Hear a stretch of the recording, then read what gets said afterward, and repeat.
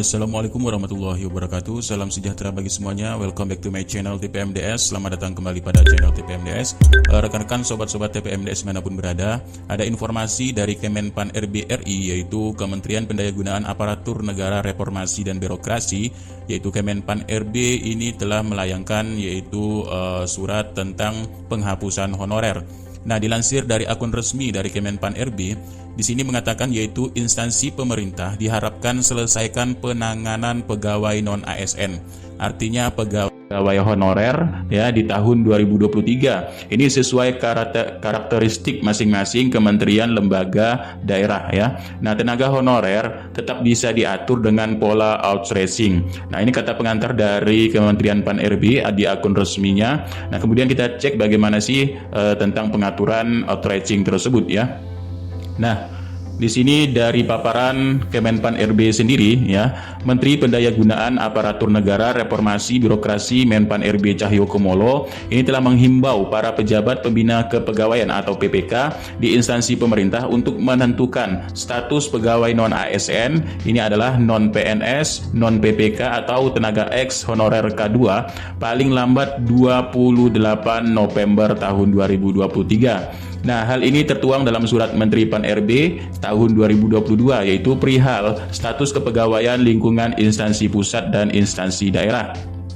Lalu hal utama yang diharapkan ini adalah PPK ini diminta untuk menyusun langkah strategis penyelesaian non-ASN yang tidak memenuhi syarat atau tidak lulus seleksi calon PNS dan pegawai pemerintah dengan perjanjian kerja atau P3K ini sesuai dengan peraturan perundang-undangan sebelum batas waktu tanggal 28 November tahun 2022. Nah, berarti di sini adalah seluruh pejabat pembina pegawaian daerah ataupun seluruh instansi ini perlu melakukan langkah-langkah strategis untuk mengangkat honorernya, non-ASN-nya ini menjadi pilihannya adalah P3K ataupun CPNS. Nah, bagi yang tidak memenuhi syarat katanya di sini paling lambat memang ini harus disesuaikan dengan langkah-langkah strategis yang diambil sebelum sebelum tanggal 28 November tahun 2023 ya. Nah, sebagai langkah tersebut, pengangkatan pegawai melalui pola outsourcing atau sesuai dengan kebutuhan diharapkan dilakukan dengan pertimbangan keuangan sesuai dengan karakteristik masing-masing lembaga, kementerian, daerah ya.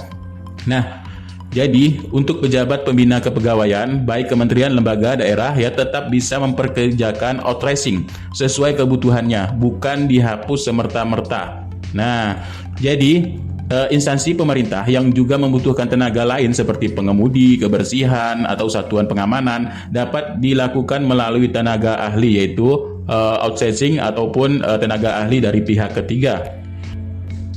Nah, jadi Menteri Pan RB Cahyokumolo ini mengungkapkan pemerintah ini harus menaruh perhatian khusus terhadap penyelesaian tenaga honorer yang telah mengabdi di lingkungan instansi pemerintah. Kemudian langkah-langkah ini seiring dengan pelaksanaan reformasi dan birokrasi, yaitu khususnya penataan SDM aparatur, penguat organisasi pemerintah. Lalu langkah strategis dan signifikan ini telah dilakukan pemerintah untuk penanganan tenaga honorer sesuai kesepakatan dengan DPR RI ya, yaitu 7 komisi gabungan yaitu komisi 1, 2, 3 ya, kemudian 5, kemudian 9, 10 dan 11. Nah, pada tahun 2005 sehingga 2014 ini berdasarkan kesepakatan tersebut pemerintah ini telah mengangkat honorer THK 2 sebanyak 860.220 ya, dan THK 2 sebanyak 209.872, maka total tenaga honorer yang telah diangkat ini sebanyak 1 juta lebih. Nah, jumlah tersebut seperempat dari jumlah total ASN nasional. Nah, secara kebijakan kesepakatan penanganan tenaga honorer oleh pemerintah ini diatur dalam PP 48 2005 Junto nomor 43 tahun 2007 ya. Dan terakhir ini telah diubah yaitu pada nomor PP nomor 56 tahun 2012 ya, tentang pengangkatan tenaga honorer menjadi CPNS. Nah, di sini sebagai penutup terakhir yaitu berkaitan dengan hal-hal tersebut dalam rangka penataan ASN sesuai kebutuhan peraturan perundang-undangan. Jadi PPK ini diminta untuk melakukan pemetaan pegawai non-ASN di lingkungan masing-masing. Dan bagi yang memenuhi syarat dapat diikutsertakan beriringan kesempatan mengikuti calon PNS ataupun P3K. Jadi pada intinya di sini pemerintah daerah ini harus melakukan pemetaan, kemudian bagi yang sesuai dan memenuhi syarat untuk menjadi PNS atau P3K ini harus diikutsertakan untuk melamar sebagai P3K atau PNS. Nah, jadi manajemen P3K ini mengamanatkan PPK atau pejabat pembina lain di instansi pemerintah dilarang mengangkat non-ASN untuk mengisi jabatan ASN. Nah, dengan demikian pejabat pembina pegawaian ini diamanatkan menghapus jenis pegawai selain dari pegawai PNS dan pegawai P3K. Nah, jadi yang dihapus ini adalah pegawai non-ASN. Jadi Cahyokumolo selaku Menteri Pan-RB menegaskan bahwa amanat PP ini justru akan memberikan kepastian status non-ASN menjadi ASN karena ASN ini sudah memiliki standar penghasilan dan kompensasi. Sedangkan untuk menjadi tenaga ahli atau racing ini di perusahaan sistem pengupahan tunduk pada Undang-Undang Ketenagakerjaan di mana ada upah minimum regional dan provinsi atau UMR atau UMP ya. Kalau status honorer ini memang tidak jelas katanya standar pengupahannya yang mereka peroleh. Jadi Menteri Pan-RB juga menginginkan bahwa tenaga-tenaga kerja ini memiliki status yang jelas dan penghasilan yang jelas dengan standar UMP atau UMR. Nah, itulah tujuan dari untuk menghapusnya honorer. Lalu apa saja sih apa artinya outracing itu tadi? Jadi Bapak Ibu bagi yang belum mengenal outracing ini sudah diatur dalam Undang-Undang Nomor 13 Tahun 2023 tentang Undang-Undang Ketenagakerjaan ya. Jadi outracing inilah penyerahan sebagian pekerja kepada perusahaan lain atau subkon ya, atau penyerahan pekerjaan tersebut dilakukan dengan dua mekanisme yaitu perjanjian pemborongan pekerjaan dan penyediaan jasa atau buruh. Nah, secara singkatnya karyawan outracing ini bukan merupakan karyawan dari perusahaan pengguna melainkan tenaga kerja dari pihak lain. Jadi outracing adalah penggunaan tenaga kerja dari pihak ketiga yang digunakan untuk menyelesaikan pekerjaan dalam perusahaan. Artinya pegawai outracing sendiri ini adalah pegawai ataupun pekerja di perusahaan-perusahaan baik itu perusahaan swasta dan sebagainya untuk mempekerjakan sebagai biasanya ini untuk jasa dan sebagainya ya. Nah, jadi jenis-jenis pegawai outracing ini juga memiliki contoh yaitu jadi outracing ini tidak memiliki jenjang karir ya. Nah, contoh dari pekerjaannya adalah operator call center, kemudian petugas kebersihan, kemudian transportasi, petugas keamanan atau satpam dan sebagainya dan lain-lain sebagainya. Nah, itulah jadi pihak ketiga ini adalah membuka layanan jasa untuk pihak-pihak yang memerlukan tenaga outracing ataupun tenaga yang dibutuhkan dari perusahaan-perusahaan lain yang menyediakan layanan tersebut, yaitu baik itu layanan di sini ada tenaga kebersihan, petugas transportasi, keamanan dan sebagainya ya. Nah, jadi itu sejenis outracing yang disebutkan dari Menpan RB. Tapi di sini pada intinya adalah Menpan RB ini ingin mengangkat honorer yang sudah layak ataupun memiliki kualifikasi ataupun sudah bisa diangkat menjadi ASN baik itu PNS maupun P3K. Tapi tahun 2022 ini adalah untuk merekrut P3K ya. Nah, itu tujuannya. Kemudian bagaimana surat tersebut? Nah, surat tersebut seperti ini telah dilayangkan 31 Mei 2022 tentang status kepegawaian pada instansi pemerintah dan instansi daerah. Nah, poin-poinnya adalah di sini yang pertama, komitmen pemerintah untuk menyelesaikan penanganan tenaga honorer yang telah bekerja di lingkungan instansi pemerintah ini telah dilaksanakan berdasarkan peraturan 48 tahun 2005 ya, dan sebagainya. Di sini ini tentang pengangkatan tenaga honorer menjadi pegawai negeri sipil. Artinya poin ke-1 di sini adalah mengamanatkan untuk pengangkatan honorer menjadi pegawai negeri sipil. Kemudian selanjutnya seiringan dengan pelaksanaan reformasi birokrasi khususnya penataan SDM aparatur ini mewujudkan sebagian dari reformasi birokrasi yang telah melahirkan Undang-Undang Nomor 5 Tahun 2014 yaitu Undang-Undang ASN. Nah, pada prinsipnya ini adalah untuk mengelola, yaitu sebagai profesi yang memiliki kewajiban mengelola pengembangan dirinya, wajib mempertanggungjawabkan karirnya dan menetapkan prinsip merit, yaitu merit sistem merit dalam pelaksanaan manajemen aparatur sipil negara. Dan poin ketiga, oleh sebab itu Undang-Undang Nomor 5 Tahun 2014 tentang ASN dalam rangka penataan SDM aparatur ini telah mengatur ASN, menyebutkan bunyi pasal 6, pegawai ASN terdiri atas PNS dan P3K. Bunyi pasal 8 berbunyi pegawai ASN berkedudukan sebagai unsur aparatur negara. Dan poin keempat, sedangkan peraturan pemerintah 49 tahun 2018 tentang manajemen pegawai pemerintah dengan perjanjian kerja ini menyebutkan pegawai pemerintah dengan perjanjian kerja atau yang disingkat dengan P3K adalah warga negara Indonesia yang memenuhi syarat-syarat tertentu yang berdasarkan dengan perjanjian kerja dalam jangka waktu tertentu dalam rangka melaksanakan tugas pemerintah.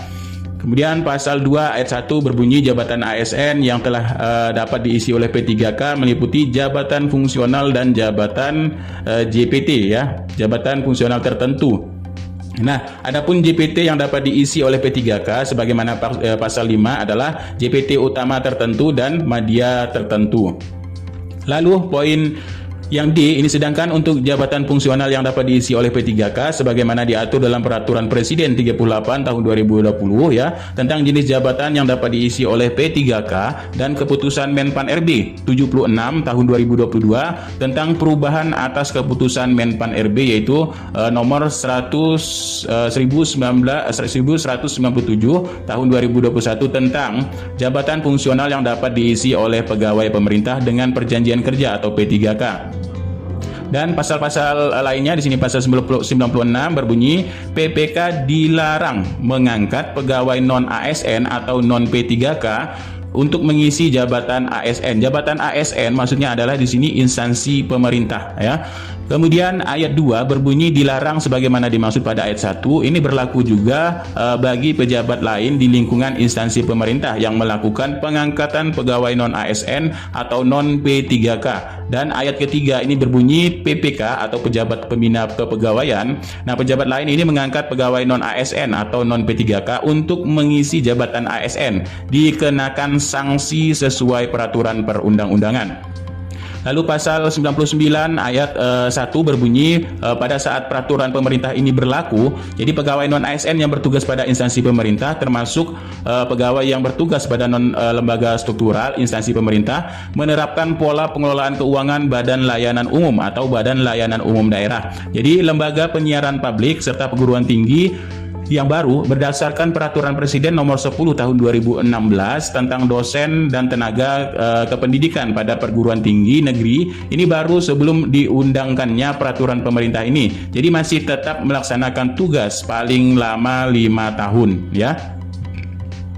Lalu yang G, ya, ini adalah pasal 99 ayat 2 berbunyi pegawai non ASN dalam jangka waktu paling lama 5 tahun sebagaimana dimaksud pada ayat 1 dapat diangkat menjadi P3K apabila memenuhi syarat sebagaimana diatur dalam peraturan pemerintah ini. Nah, pada poin 5 untuk peraturan pemerintah 49 2018 manajemen P3K, ya. Jadi P3K di sini untuk pegawai pemerintah yaitu yang diatur dua jenis, PNS atau P3K. Lalu nomor 6 berkenaan dengan hal tersebut dalam rangka pengaturan ASN sesuai dengan ketentuan perundang-undangan agar pejabat pembina kepegawaian ini melakukan pemetaan. Jadi di seluruh Pemda ataupun instansi-instansi lainnya harus melakukan pemetaan untuk non ASN-nya di lingkungan instansi masing-masing. Bagi yang memenuhi syarat harus diikut sertakan, diberikan kesempatan mengikuti seleksi calon PNS maupun P3K, ya.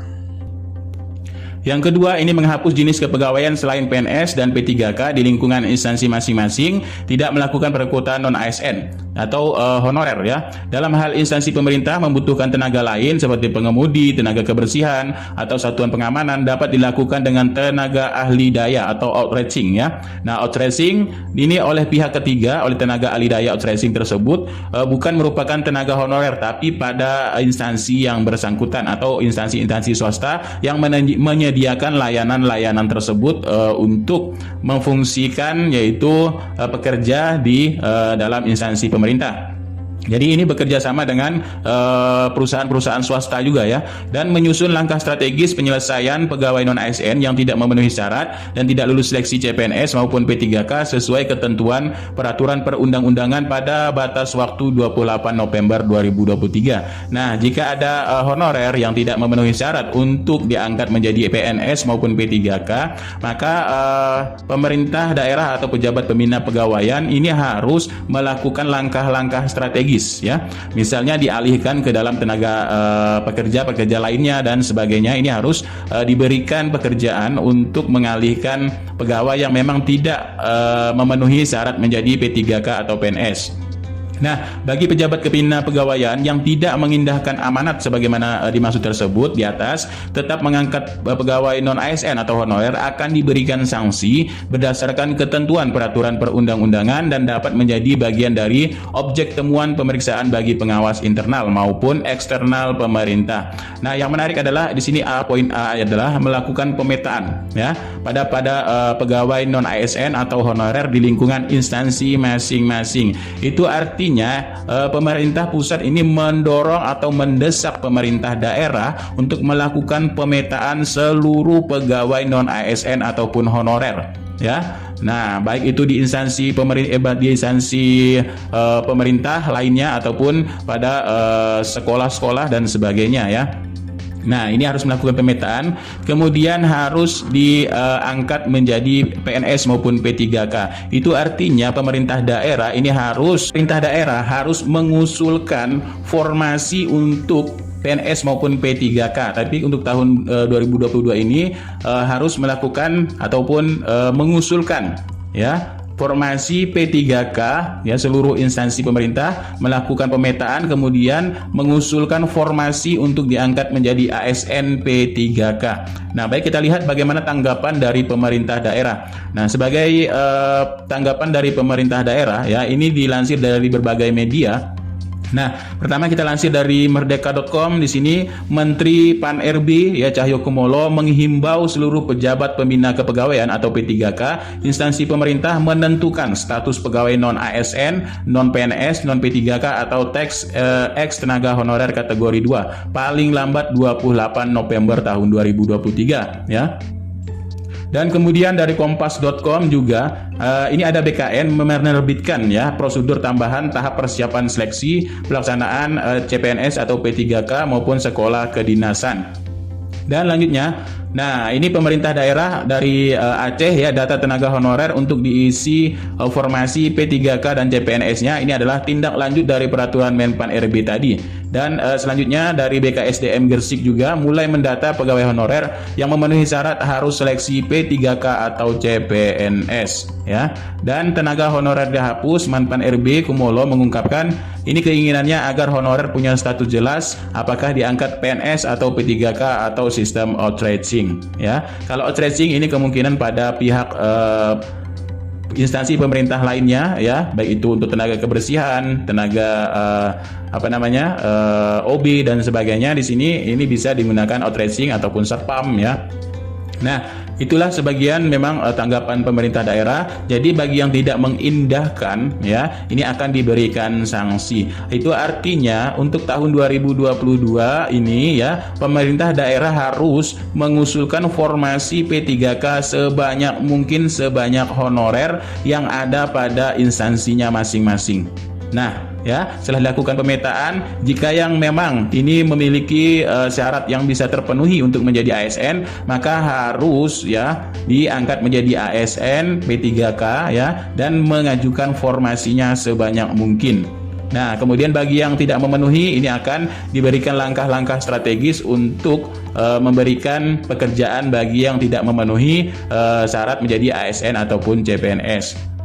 Nah, itulah sedikit informasi ya. Jadi Bapak Ibu, rekan-rekan sobat TPMDS di semuanya, inilah langkah pemerintah untuk memberikan formasi P3K-nya sebanyak mungkin karena ya pemerintah pusat mendesak pemerintah daerah untuk mengangkat honorernya menjadi ASN. Kalau tidak mengindahkan akan diberikan sanksi oleh pemerintah pusat sebagai temuan ya. Nah, jadi sekianlah informasinya, mudah-mudahan bermanfaat. Bila topik wal hidayah. Assalamualaikum warahmatullahi wabarakatuh. Salam sejahtera bagi semuanya.